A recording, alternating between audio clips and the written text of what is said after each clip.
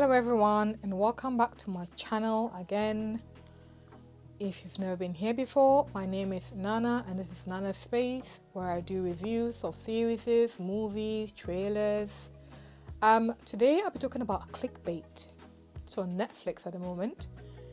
There'll be spoilers, so if you've not had a chance to watch it, please do before you watch this review.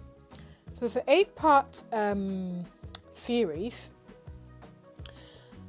and I found it quite intriguing, very educational. So it had Black Mirror type of feel to it that I quite liked. Subject that they addressed, typically family life, infidelity, murder. Added in there, very importantly, this idea of clickbait, catfishing, cyberbullying, cybersecurity, and internet safety, especially among young people. And also we talked about sexual harassment and how different establishments deals with it, especially among the young, predominantly women.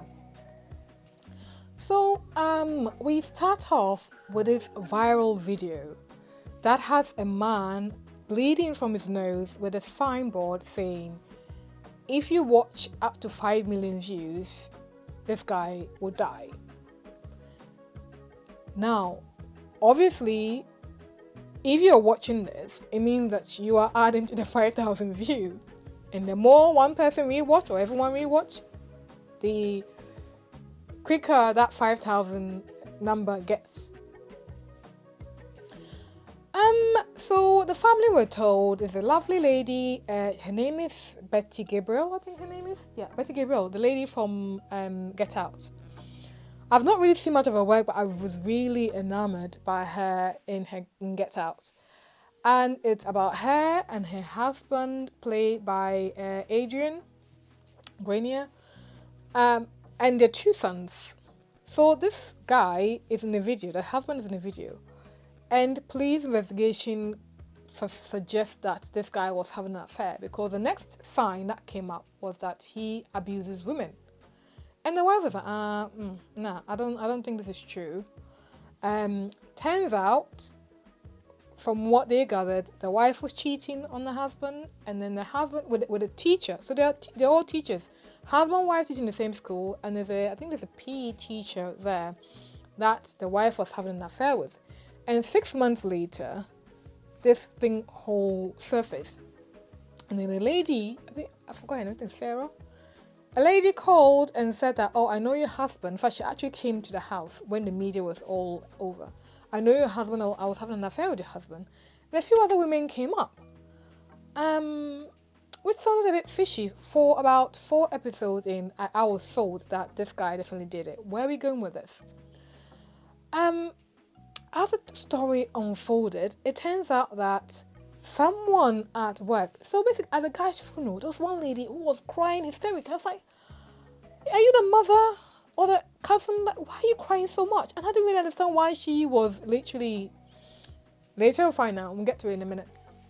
So she got to work. This guy started working in this new school, and you go to IT, have a chat with them about your password and things. And this guy thought, oh, this receptionist, very innocent, I can trust him. The guy asked, I think his internet name was called Danny, but in his married life he had a different name which has escaped me. So he asked this guy, oh, do you want to set your password? And the guy was, oh, no, do it for me, So then the lady kept the password, logged in, and obviously if he synced it to the guy's phone, so all his pictures, everything. And this lady was apparently bored in her married life and wanted to have a little bit of fun online. And so he chose Nick, who was the guy, I remember his name, Nick, as a Trojan horse to try and lure women in onto this online fantasy that she's created with this guy. So he's catfished this guy, set up different dating app account with this guy's pictures. Because she knows everything. She has access to the password. Her phone text message, his phone text message, everything. She has access to all of it. So what happened is that one of the women that was catfished committed suicide, and the brother was on a hunt to find this Nick to kill. It was towards the end of him being killed that he realized that he got the wrong guy. According to the suspect, he didn't kill Nick. He let him go. So now we're wondering who killed Nick, because according to the video, when it hit 5 million, Nick will be dead. They found Nick in the water somewhere, blooded, bloodshot. So who killed Nick? Long story short, the two sons, the first one was chatting with someone online for a long time. So I kept thinking, who's this guy? Who's this person that this guy is talking to? It turns out that this girl with social anxiety at home that really, really liked the first son. And so the first son went and saw her, they got chatting, and he helped her track the first lady who was apparently having an affair, called Amy. Track Amy down, and Amy confessed that, I don't even know your husband, because the voice that I've been hearing is not what you just played to me. So that was on tape. And then the second son found a GPS tracker, I think it was on the dad's laptop, that someone had been tracking. And so he took his base bat to try and get the perpetrator. And where did he end up? The admin lady's house. I'm like, oh, what's happening here? Then the confession started that Nick came to the admin lady's house when it dawned on him that the only person who has access to his pictures, password, everything is the admin lady. Went to the house, stupid guy, you should call the police, but anyway, I'm not here to judge. Admin lady's husband mistakenly whacked Nick in the head and killed him. Then they threw the body in the water, and the next day they watched on TV that things are unfolding.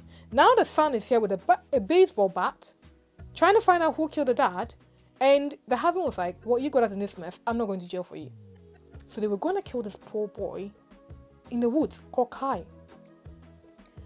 Now, the mother's wail when she was calling for the son's name broke my heart. She was in pain. Like, it couldn't get any worse. School kids are bullying her children. Admin want to get rid of her. They want to kick her children out. Now someone want to kill her son. All for sleeping with one guy. Was it even worth it? That's not for me to judge. But long story short, they got the son back, and the family went back home, and all was well, because they found the guy, they found the woman who did it, and the husband who was about to kill the poor boy, and actually killed the husband. Now I don't know what season 2 will be about, whether it's going to be a continuation of the same family line, something comes up, or it will be something different. Now, Nick had a younger sister, let's talk about Pia, who was adamant, very, very, very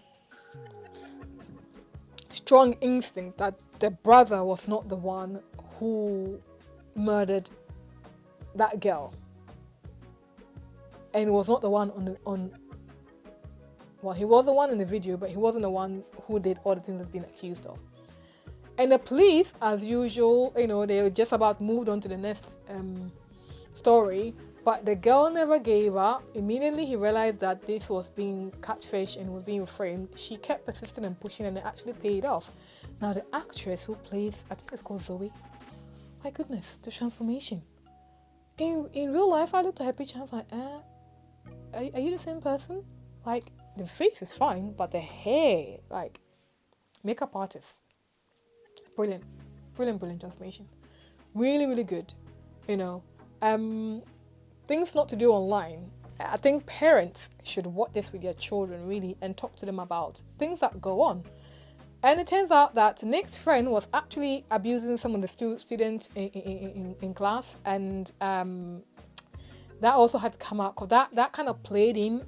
Nick was friends with this guy who was abusing the students, and yet Nick was being framed for abusing women. It's like a company you keep, birds of the same feathers fly together type of thing. So although it's a little awkward, it kind of delves into quite a lot of social issues with, the cyber world that we live in, open to attacks.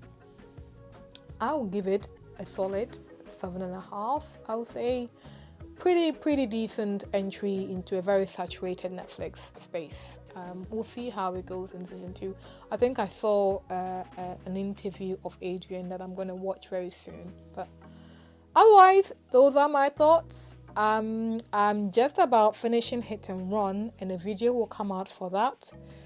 We are 20 days away from New Amsterdam opening, and the days couldn't come any faster. We cannot wait. For all my damn fans, there'll be a video coming your way when the episode is released. I'm also gonna do a video on the Red TV series called Assistant Madame's Darker, mainly because it has Jocelyn Dumas on it. So this is for my African audience. If you've not watched this series, please don't. It's free on YouTube and they're on Netflix. No, they're on Instagram.